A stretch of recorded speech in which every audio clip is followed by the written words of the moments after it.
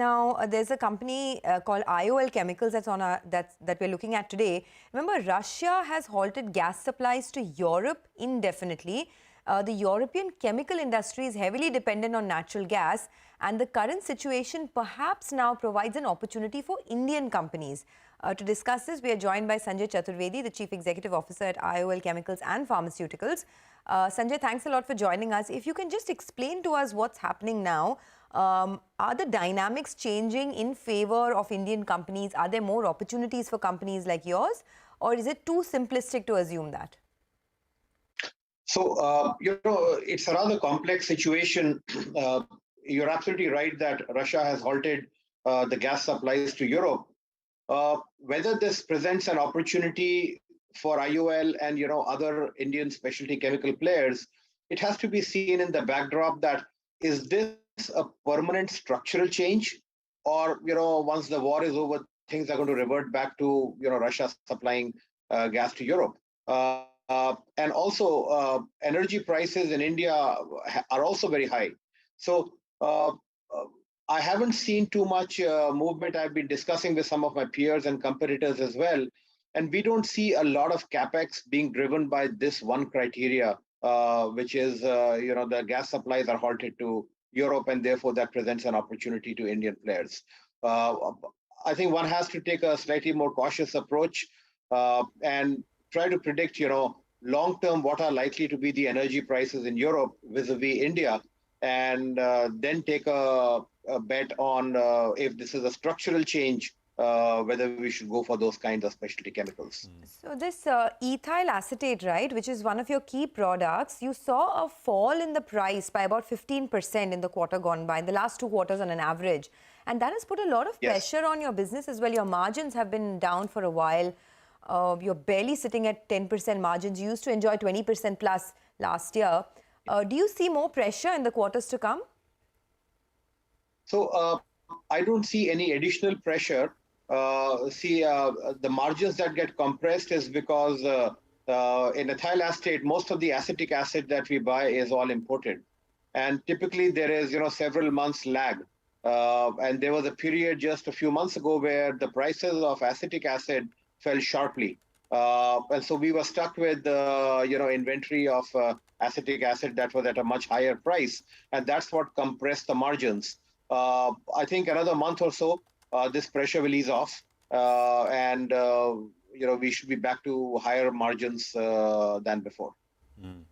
Mr. Chaturvedi, let's just assume for a bit that some of these things which the gas does not come back on in Europe, and so maybe the cost, energy cost stays higher. The differential, as you said, between India and Europe stays high. Assuming that as the backdrop, what could be the changes for a company like you on important products? I mean, the ibuprofen API, I mean, for your products, would this mean anything dramatically different?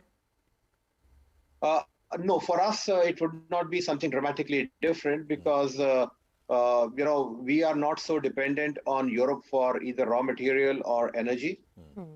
And some of the products where we compete, those products are not manufactured in Europe.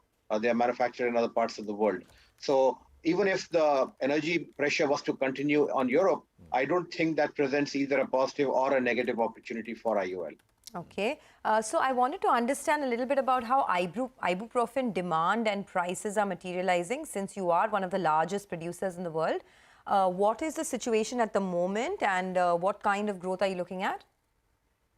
The prices are very stable between $11 and $12 a kg.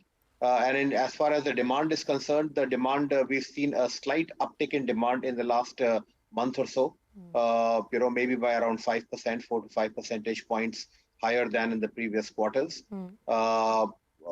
We expect this to be stable. And overall, there isn't too much disruption within the ibuprofen market as such worldwide. So the last time you had guided for a top-line growth of 10% in FY23, in the pharma segment is what I'm talking about. Do you hold that, or do you think you can do better than that?